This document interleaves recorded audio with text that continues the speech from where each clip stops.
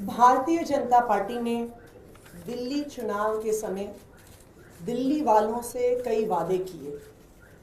उन्होंने ये पर्चा मोदी जी की गारंटी के नाम से बांटा। इसमें पहला वादा है कि दिल्ली की हर महिला को 2500 रुपए प्रति माह की आर्थिक सहायता दी जाएगी। भारतीय जनता पार्टी ने ये बार बार कहा कि जैसे ही सरकार बनेगी, पहली कैबिनेट की बैठक में दिल्ली की हर महिला को 2500 रुपए की आर्थिक सहायता का निर्णय होगा और 8 मार्च तक दिल्ली की हर महिला के खाते में 2500 रुपए की पहली किश्त आ जाएगी। भारतीय जनता पार्टी के सूत्रों के हवाले से हमें पता चला है कि ना सिर्फ 2500 रुपए महीने, बल्कि जो बाकी सारे वादे भी भारतीय जनता पार्टी ने किए थे, उनको पूरा करने का भारतीय जनता पार्टी का कोई भी इरादा नहीं है। अभी भारतीय जनता पार्टी के अंदर विधायकों के बीच में लड़ाई झगड़ा चल रहा है कि कौन किस विभाग का मंत्री बनेगा, कि कौन कितनी लूट कर सकता है।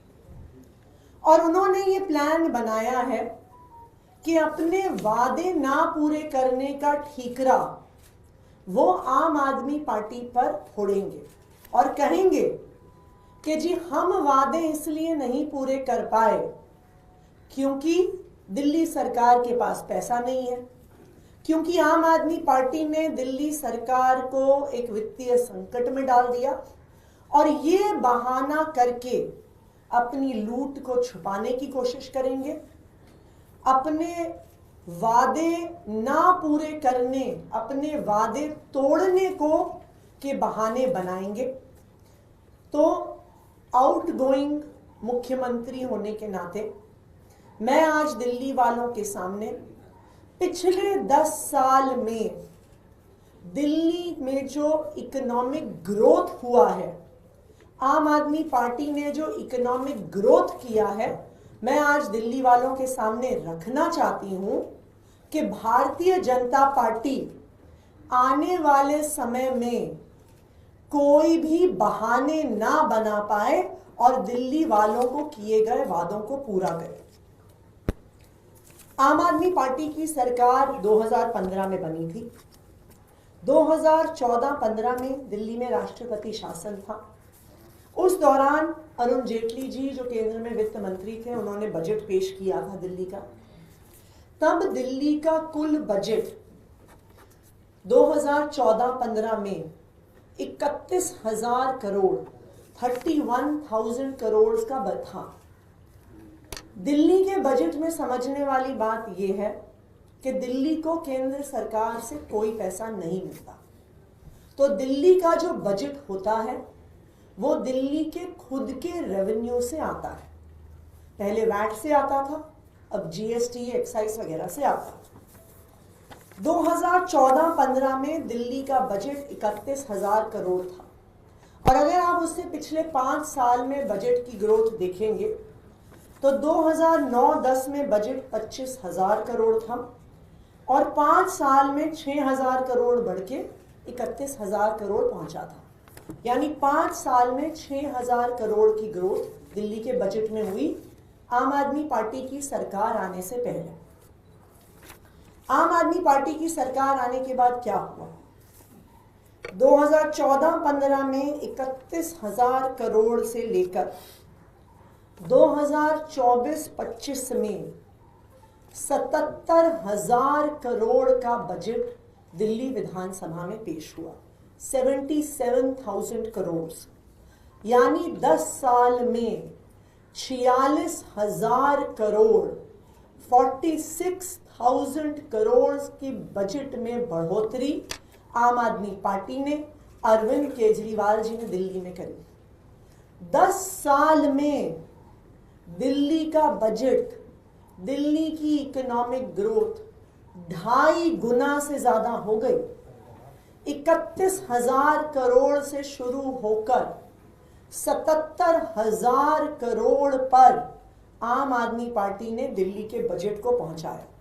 ना सिर्फ इतना, जो कर्जा हमें कांग्रेस की सरकार से लेगेसी में मिला था, 2014 में किसी भी सरकार के कर्जे को डेट टू जीडीपी रेशियो से आंका जाता है कि सरकार के टोटल जीडीपी का कितना हिस्सा कर्जा है। 2014 में ये 6.6% था, 2023 तक ये 3.9% आ गया, और 2024 में जब हम ये सरकार छोड़ के जा रहे हैं तो मात्र 3% पर दिल्ली का डेट टू जीडीपी रेशियो है। यानी आम आदमी पार्टी की सरकार ने, अरविंद केजरीवाल जी की सरकार ने जो कर्जा हमें पुरानी सरकारों से लेगेसी में मिला, उस कर्जे को भी हमने चुकाया।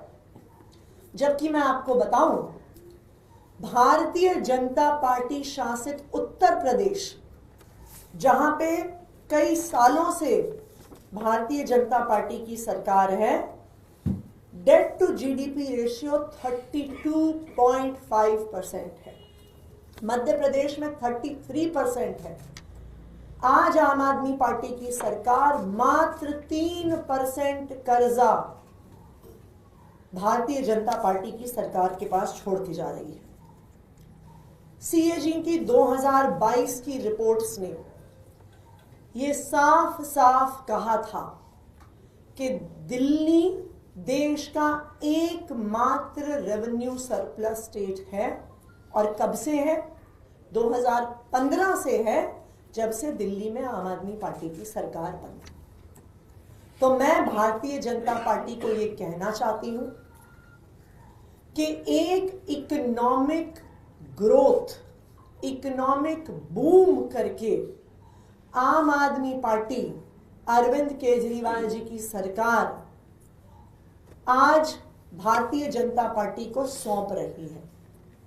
भारतीय जनता पार्टी ने ये वादे किए हैं दिल्ली के लोगों को, और मैं ये उम्मीद करती हूं कि वो फाइनेंशियल एक्सक्यूजेस ना बना के, झूठ ना बोलकर अपने इन वादों को पूरा करेंगे।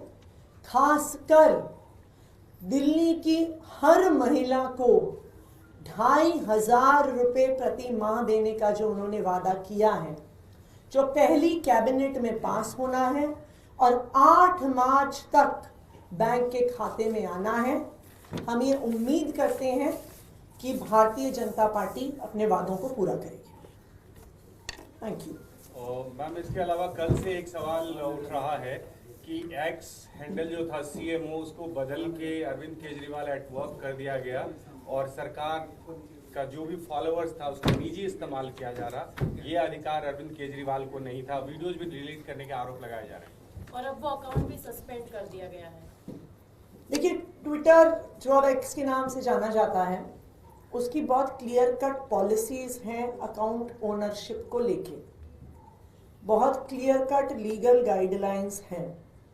तो जो लीगल गाइडलाइंस हैं उनके अनुसार ट्विटर के हैंडल को जो भी एक्शन लेना है वो लिया जाएगा।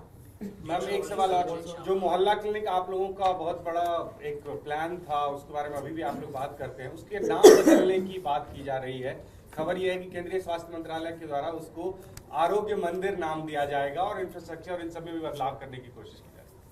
देखिए, हम तो बीजेपी वालों से कहेंगे नाम बदलने के बजाय कुछ काम करें। दिल्ली वालों ने उनको जनादेश दिया है। खबरें तो उनके अंदर से यही आ रही हैं जो मैंने आपको बताया कि उनका काम करने का इरादा नहीं है और लूटने का इरादा है, और उस लूट का ठीकरा आम आदमी पार्टी पे फोड़ने का इरादा है। और आज इसीलिए दिल्ली सरकार की वित्तीय स्थिति जो हम हैंडओवर करके भारतीय जनता पार्टी को जा रहे हैं, कि जिस तरह से 10 साल में 2.5 गुना दिल्ली का बजट आम आदमी पार्टी ने बढ़ाया है, इससे ये बिल्कुल साफ है कि दिल्ली एक रेवेन्यू सरप्लस स्टेट है। और हम ये उम्मीद करते हैं कि भारतीय जनता पार्टी अपने वादे पूरे करेगी पहली कैबिनेट की बैठक में दिल्ली की हर महिला को 2,500 रुपए महीने देने का वादा पूरा करेगी और 8 मार्च तक हम ये पैसे हमारे अकाउंट में आ जाएंगे, इसका इंतजार करें।